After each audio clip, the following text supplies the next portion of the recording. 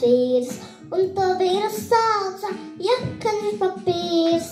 Viņam bija sieva īsta ragana, un to sievu sauca Erpa Jūlijā. Viņam bija bērni īsti valnāni, un tos bērnus sauca Mušpapīrāni. Viņam bija aita tīri tāda kas, un tā aita ēda sērsindīgas.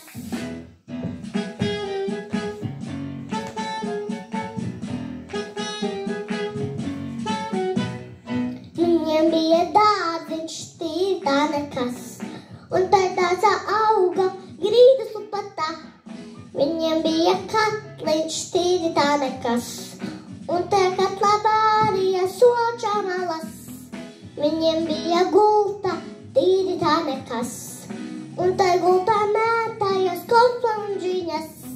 Viņam bija auto tīri tāda kas, un to auto sauca grīdas lupatā, un to auto sauca lupat grābāža.